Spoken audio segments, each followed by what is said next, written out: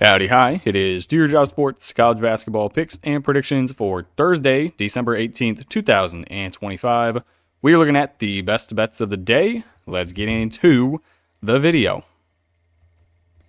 All right, first things first, got to recap previous day's results. Very good day. It was much needed after the rough Tuesday we had.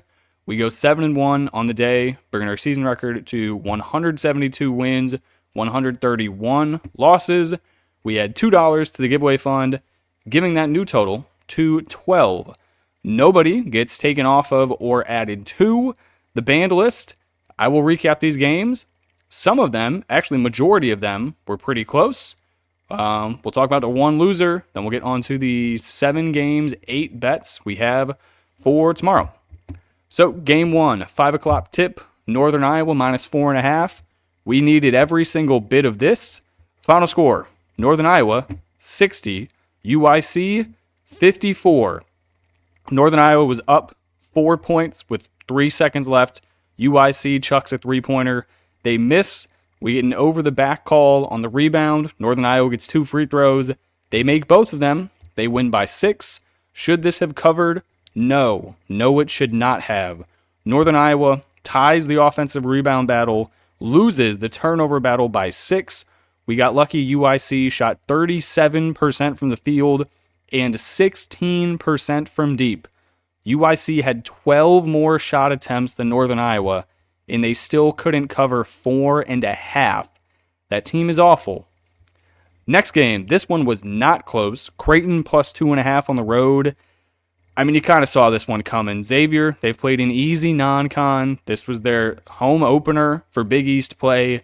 Creighton beat the piss out of the Musketeers. Creighton 98, Xavier 57. The Blue Jays shot 60% from the field, 48% from deep. It was led by Austin Swartz, who had 27, and the rest of the team 11, 12, 11, 11, 8. Literally everyone was almost near double digits. Xavier, that's not good. You shoot 36% from the field, 25% from deep. You lose the rebound battle by 14 and the turnover battle by 2. Good win, Creighton. Next game had Vermont, minus 115 on the money line at home to Siena. This Siena team is so fraudulent. I am tired of hearing they're good. They are not good at basketball. They just haven't played anyone. Vermont wins 83-69. Siena 39% from the field. They do win the offensive rebound battle. However, they lose the turnover battle. Vermont 53% from the field, 16 of 20 from the free throw line. Gus Yalden, 29 points, 6 rebounds. Way to go, big man. The big 7-foot, 260-pounder. Big dog. Next game. This game was very close. We had Greg Campy in Oakland on the road at Northern Kentucky. I don't believe this was not the season opener for Horizon League play, as both teams have already played a few games. But Oakland, they're able to get the win. They go into Northern Kentucky. I'm trying to find the score of this game. They won by 3. They won by 5, 82-77. Came down right to the wire. Oakland's biggest lead, 7. Northern Kentucky's biggest lead, 6. So this was right around the number the entire game. Greg Campy, he wins in the Horizon League. Their record goes to 6-6, but really, they're probably like a 9-3 kind of team. They are very good. All right, our next winner, it was the favorite bet of the day. This one got real spicy towards the end. NC State minus 33.5. They win the game by 36, 108-72. I did not think Texas Southern would be able to score that much, but they did. 40% from the field. They made 15 free throws. NC State's largest lead, 43. Then they put the bench in, and they almost sold the cover, but they didn't. We win by 36. That was good. And then finally, St. Louis. This was an absolute beatdown. 112-53. 59-point win. Bethune shoots 27% from the field. The Salukis, 62% from the field, 59% from deep, 17 of 29. They almost shot a higher three-point percentage than they did free throw percentage. as they only shot 65% from the charity stripe. The biggest disparity here, the assists. Bethune-Cookman had 5 assists the entire game. St. Louis had 29. 29 assists on 40 made shots is absurd. Call me crazy. I think this Bethune team is going to get an at-large bid.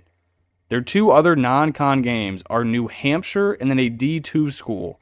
They will be, 10-1 today? 12-1 entering A10 play. If they can make it through with just, 3, maybe 4 losses, you can lose to VCU, you can lose to Dayton, you can lose a game maybe at George Mason. If you can just take care of business the rest of the way, I think they're going to be an at-large. This team is good. Then our one loser, surprisingly, it still went to overtime, and we lost regardless. We had Memphis Vandy over 158.5. Neither team could make a shot. This was probably one of the grosser games of basketball I've watched. Final score in overtime, Vandy 77, Memphis 70. These two teams combined from deep 10 of 51. That is a whopping 19.5%. From the field, they shoot 34%, going 43 of 116. That is not the best. Definitely could have been better. Well, not 116, 126. My math is no bueno. All right, that's the recap. Let's get on to the picks for tomorrow. All right, first game we got another 11 o'clock in the morning game. We've had 2 of these so far this year. I think I'm 0-2 when betting them, so I'm going to stay away from the spread. I will just take the over, 157.5. North Florida on the road at Charleston Southern. I'm assuming it's so low because this game is taking place at 11 a.m. This is, I think, a school game. This is not a very big court, so I'm not really sure how many students are actually going to be in the building, but it will be quite loud. North Florida, 2-8 on the year. They got wins against 2 Division II schools. They average 79 points a game. They play at a top 30 pace in the country. They make 11 threes a game. This is a new head coach from North Florida's team last year, but clearly they have kept around the same principles. Their defense, no good. Their rebounding, no good. Ranked 13th in all of D1. They also, again, defense 345th. So you can't rebound, you don't play defense, but you also play fast and make 11 threes a game. Why is this over only 157.5? Charleston Southern, 7-5 on the year, 5-0 at home so far. They score 84 points a game, played a top 20 pace, and they make 13 three-pointers a game. If these teams are hitting shots from deep, this is going to fly over 157.5. Buccaneers, top 80 rebounding team. There should be a lot of offensive rebounds to be had, therefore easy buckets. Give me the over, 157.5. All right, next game we got Temple hitting the road at Davidson. Davidson is currently on the banned list, so they do have an opportunity to get off of the banned list here. I have not been impressed with Davidson the entire season. Temple, relatively tough schedule so far. This is, however, their only second true road game of the year. I do think the money line is live. I do not trust Davidson laying a number to any competent team. Temple is 6-5 on the year, 0-1 on the road so far. They do have solid wins, however, this season. They beat Hofstra, LaSalle, and Princeton. They score 80 points a game, played a bottom 75 pace, shoot at 48% from the field. They are not a good rebounding team, but however, Davidson is an even worse rebounding team, and that is their one flaw with Temple. So if you're telling me their one flaw, the other team is even worse at it, I think we could get an ugly game here. Temple wins this one 72-71. Davidson's 8-2 on the year, coming off of a 33-point home win over Mercyhurst. Their 2 losses were to St. Mary's by 9, then Utah State by 34. So whenever they play a good team, they lose. They only score 76 a game, played a bottom 20 pace, and shoot it 68% from the free throw line. So if this game is tight and Davidson has to go to the line at the end, we have seen this before this year. when they choked away a 21-point lead with 3 minutes and could not cover 4.5. They will choke. I will take Temple plus points. All right, next game we are going to continue to fade Charlotte. Their entire athletics program is horrible. Give me Lafayette plus 11.5. Charlotte, does not matter the sport, they are awful. Their football team went 1-11 on the year. Every single person transferred. Their basketball team is currently 4-7. They're probably going to come in dead last in the American. Lafayette, they're not good at basketball, but they're not 11.5 points bad at basketball to Charlotte. Lafayette's 3-8 on the year.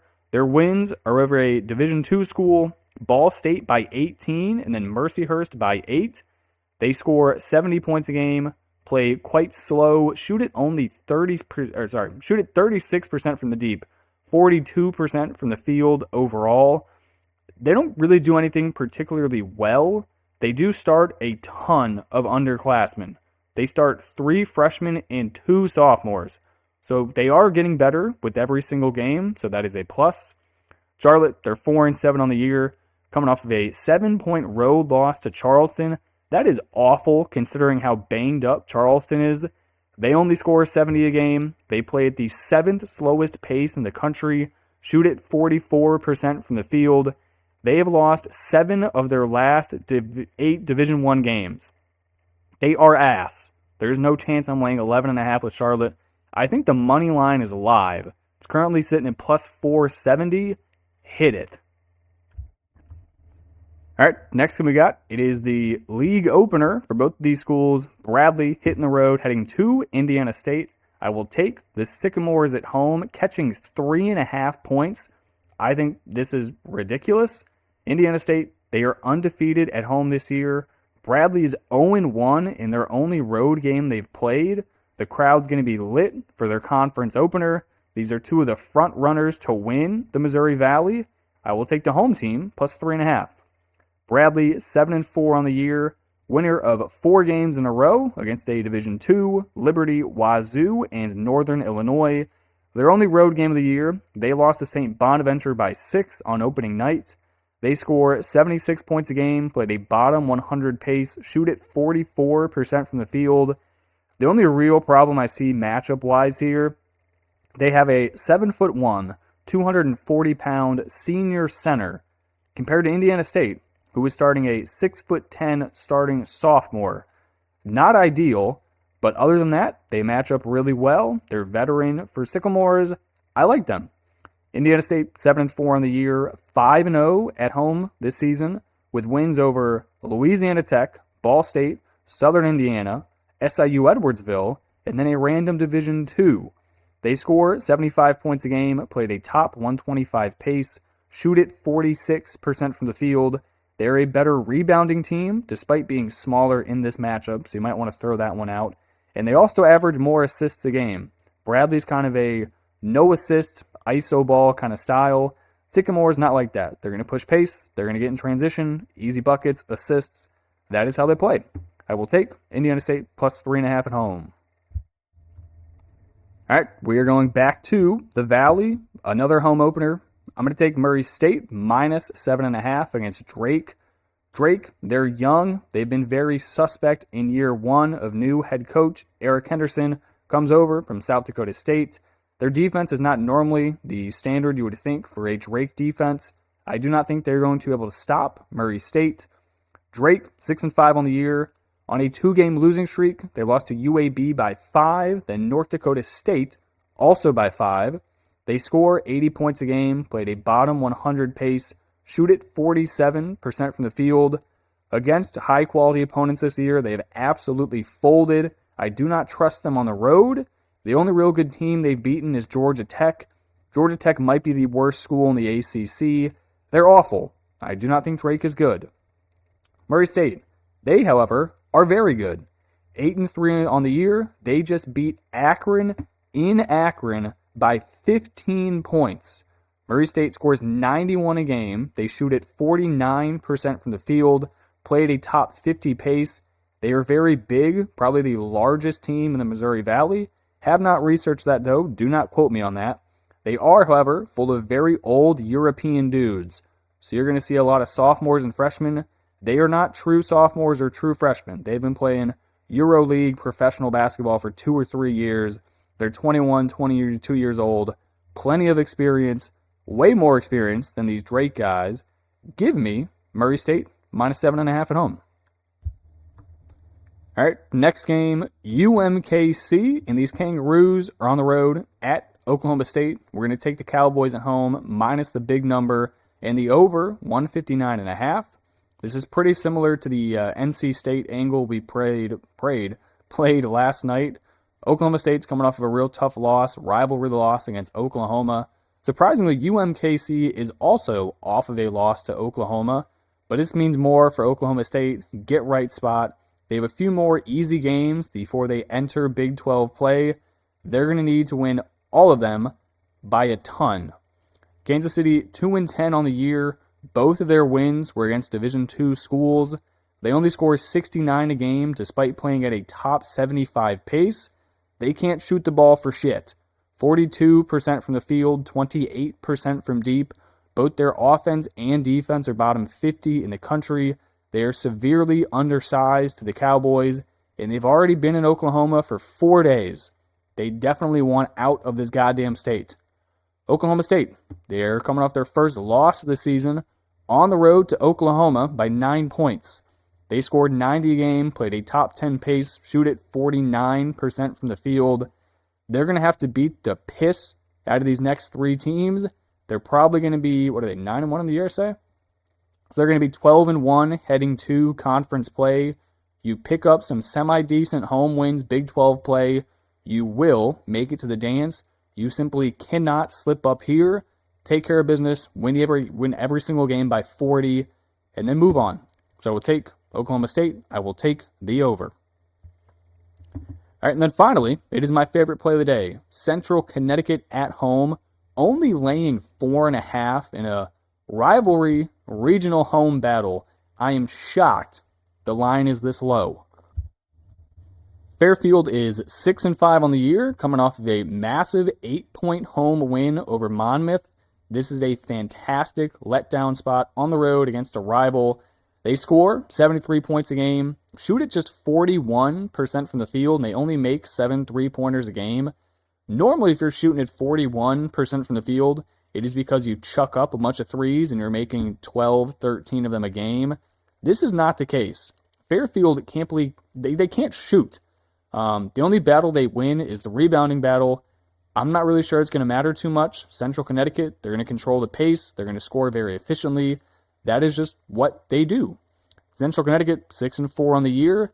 They just won a road game at Binghamton by 17 points. They score 80 a game, shoot it 49% from the field, 39% from deep. They have a better offense. They have a better defense. They have a better head coach. They're at home. It'll be packed. What more do you need? Give me Central Connecticut State minus 4.5.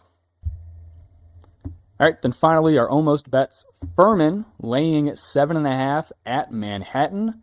I think Furman is good this year. Manhattan is due to get absolutely wrecked. They've won some games they have had no business winning. I will take Furman minus the points. Next one, Delaware State. I think they are a bottom 10 team in the country at St. Joe's. St. Joe's has not had a good start to the year. They need a get-right spot before they enter a 10 play. This is the get-right of all get-right spots. Then finally, Western Illinois. Actually, I should say it this way. Lindenwood is laying 13.5 points to another Division I school not named Mississippi Valley State, Maine, Delaware State. I'm trying to think of horrible programs. There's no way Western should be catching up 13.5 to Lindenwood. Lindenwood will win this game by 6. Give me Western Illinois and the points. All right, that's going to do it for me in this video. I appreciate you guys watching and tuning in, and I will catch you in the next one. Peace.